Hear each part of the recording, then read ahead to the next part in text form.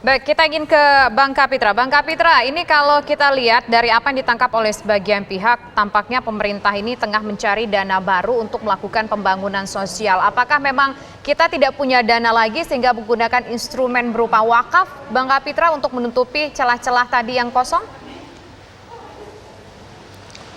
Ya, kalau bagi Tuan Zulkarnain, semua yang dibuat pemerintah itu nggak ada benarnya. Dan semua yang dibuat pemerintah itu harus dicurigai dan semua jadi salah. Padahal wakaf itu adalah suatu perbuatan ya yang sukarela, perbuatan sukarela yang diberikan seseorang kepada orang lain. Di zaman Rasulullah dan zaman Khalifah, ini semua dikelola oleh negara, ya.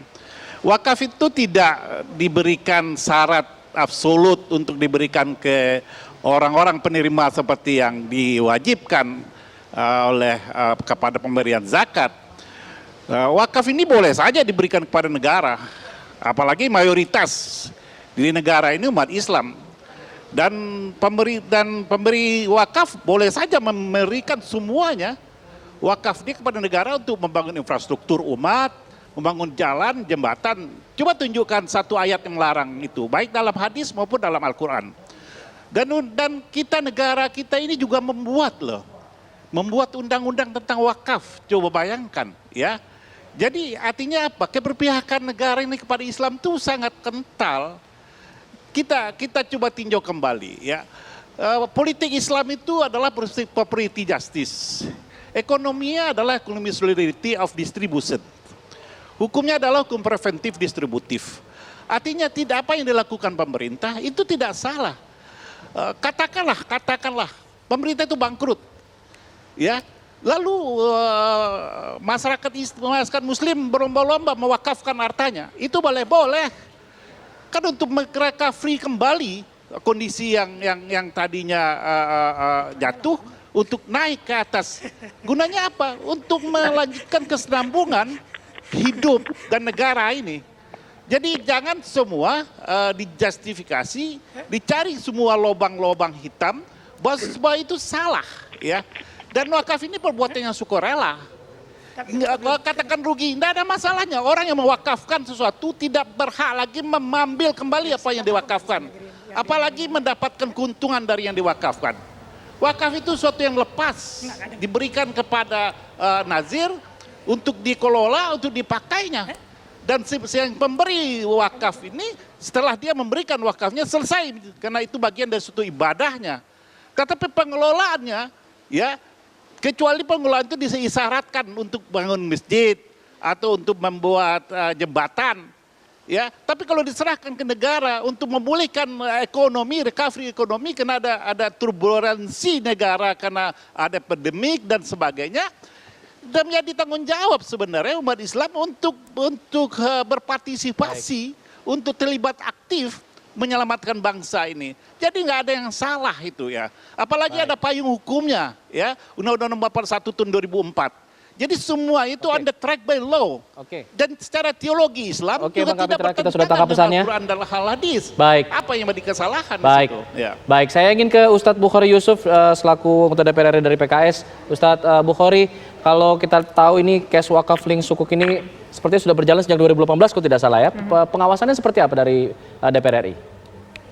Nah, pertama saya ingin menyampaikan menangkap positif dari niat baik pemerintah, ya, yang mulai mencari instrumen-instrumen syariah supaya kehidupan ini semakin diwarnai, dipenuhi dengan nilai-nilai dan aturan-aturan syariah.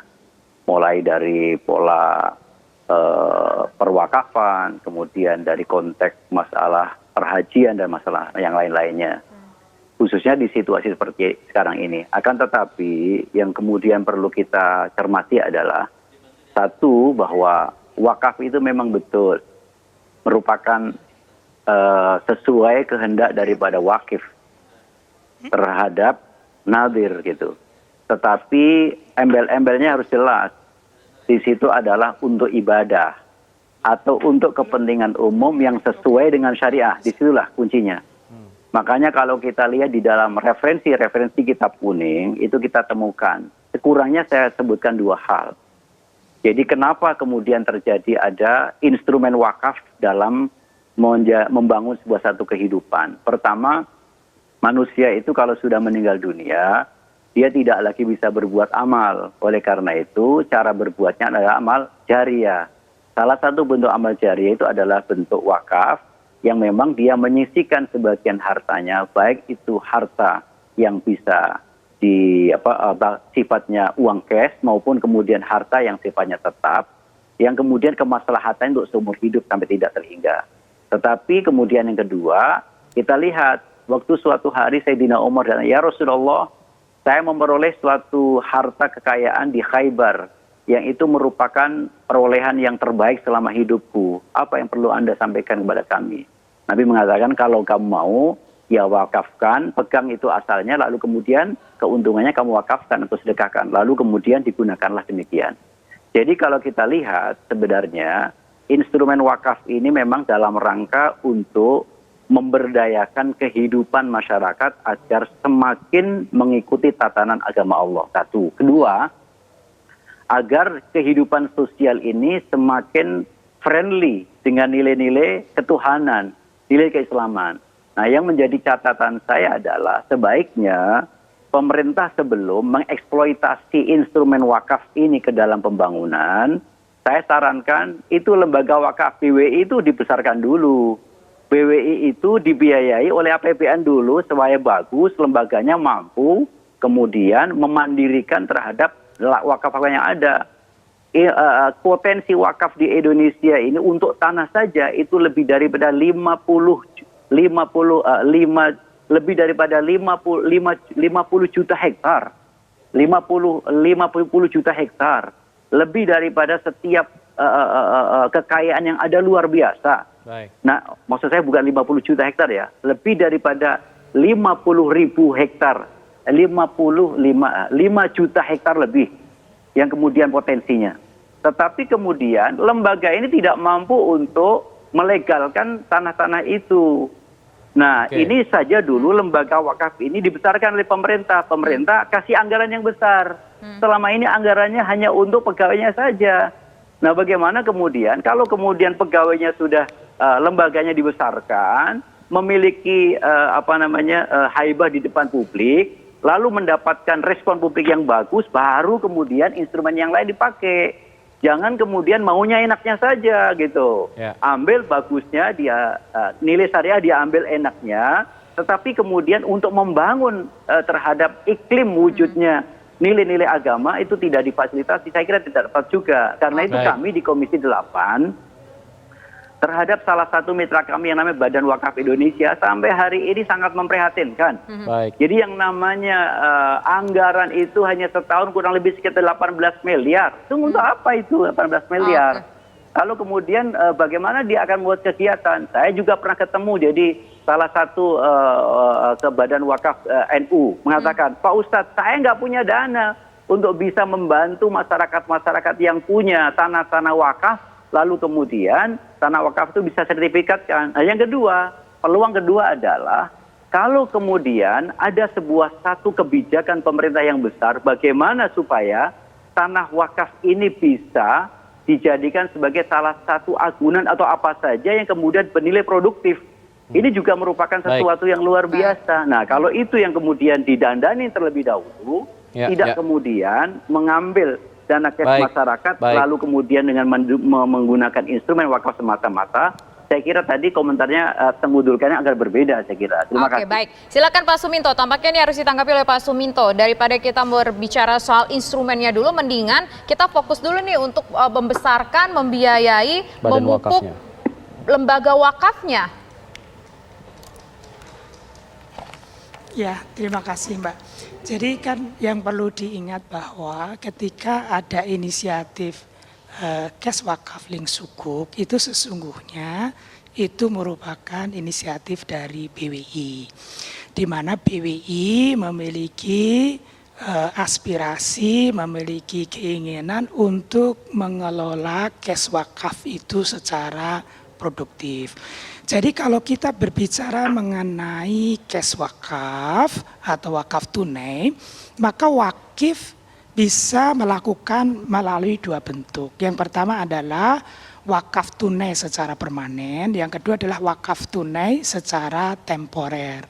Nah, BWI itu mencoba untuk mengembangkan wakaf tunai yang sifatnya temporer. Nah, ini wakif akan mewakafkan uangnya selama jangka waktu tertentu.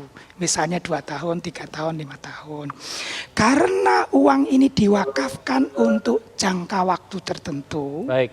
sehingga ini tidak dapat digunakan secara langsung oleh nazir untuk membiayai satu keperluan sosial atau Baik, Pak proyek Suminto. sosial. Baik, mohon izin. Setelah jangka Mohon izin saya waktu potong dulu karena kita harus tertentu, mendengarkan uang kumandang itu azan maghrib harus untuk kembali wilayah DKI Jakarta dan kepada sekitarnya. wakif. Berikut Ya, ini mohon baik. izin saya potong dulu. Baik. Baik. Selamat menjalankan ibadah salat maghrib bagi Anda yang berada di wilayah DKI Jakarta dan sekitarnya. Kita lanjutkan kembali kabar petang. Pemirsa, silakan Pak Suminto, dilanjutkan tadi penjelasan Anda yang sempat terpotong. Ya, makasih Mbak Tisa. Jadi tadi kembali kepada historicalnya, begitu ya. Jadi CWLS ini sebetulnya adalah inisiatif dari BWI untuk mengembangkan cash wakaf produktif tadi. Karena wakif itu mewakafkan uang untuk satu periode tertentu secara temporary, tidak secara permanen, maka uang wakaf ini tidak dapat digunakan secara langsung untuk membiayai proyek-proyek sosial atau keperluan-keperluan sosial kemasyarakatan. Karena pada periode tertentu, misalnya setelah 2 tahun atau 3 tahun sesuai dengan akadnya, uang wakaf ini harus dikembalikan kepada wakifnya. Sehingga yang bisa dilakukan oleh nazir adalah menginvestasikan uang wakaf sementara ini, yang kemudian hasil investasinya itulah yang digunakan untuk membiayai proyek-proyek sosial atau proyek-proyek Kalau rugi keumatan. bagaimana Pak Suminto? Nah, dalam konteks inilah kemudian pemerintah membantu BWI menyiapkan instrumen. Nah, tadi Ustadz Tengku tadi di depan mengemphasize, jangan sampai rugi. Yeah. Nah, kalau BWI menginvestasikan kepada instrumen keuangan yang diterbitkan oleh negara, maka negara menjamin sukuk yang diterbitkan itu. Sehingga BWI memiliki satu assurance, memiliki satu keyakinan, satu kepastian bahwa investasi yang dilakukan oleh nazir itu tidak akan merugi. Ya, sehingga investasi tadi betul-betul mendapatkan return, mendapatkan kupon, mendapatkan imbal hasil yang kemudian dapat digunakan untuk proyek-proyek sosial, proyek-proyek keumatan sesuai dengan perjanjian antara wakif dan nazir. Jadi sekali lagi ini pemerintah sebenarnya lebih kepada memfasilitasi BWI untuk menyiapkan Pak instrumen Suminto, yang tapi aman. begini, Pak Suminto, kita perlu masyarakat awam, dan kita perlu tahu Ya. Pak, sebetulnya kalaupun nanti terjadi rugi dalam investasi dalam bentuk sukuk ini, yang akan menanggung ruginya apakah 100% ditanggung oleh pemerintah atau mungkin kita sebagai pemilik dana tadi juga ikut menanggung rugi? Apakah 100% ditanggung pemerintah atau kita berbagi kerugiannya juga Pak? Kalau kita berandai-andai rugi Pak? Ya Mbak Tisa, kalau si nazir menginvestasikan uang wakaf tadi kepada instrumen sukuk negara kan tidak mungkin rugi. Tidak mungkin rugi. Jadi misalnya sekarang, misalnya CWLS retail 001 itu fixed rate, imbal hasil tetap 5,5% per tahun. Ya setiap tahun dia dapat 5,5% dari nilai investasinya, nggak pernah akan rugi. Itulah kenapa tadi dalam konteks inilah sebenarnya negara itu memfasilitasi menyediakan instrumen investasi yang aman. Bukan baik. negara mau ngambil duit wakaf seperti yang disampaikan oleh Ustadz Tengku tadi. Mohon maaf Ustadz Tengku, itu sangat tidak tepat. Sangat tidak tepat kalau dikatakan oleh Ustadz Tengku tadi bahwa pemerintah akan ngambil uang wakaf. Itu sangat salah. Baik. Itu sangat salah. Dan Baik. jangan lupa bahwa Ustadz Tengku di DSN MUI itu yang mengeluarkan opini kesesuaian syariah dari CWLS ini. Mohon maaf ya, kebetulan saya dan Tengku dan Ustadz Tengku itu sama-sama anggota DSN MUI loh ya. Sama-sama kita bikin opini kesesuaian syariahnya. Ya. Baik, sepertinya Ustadz Bukhari mau komentar. Iya, jadi tapi tunggu dulu, kita harus jeda dulu Ustadz Bukhari. Kita jeda pariwara dulu, kami kembali sesaat lagi. Tetap bersama kami di Kabar Petang.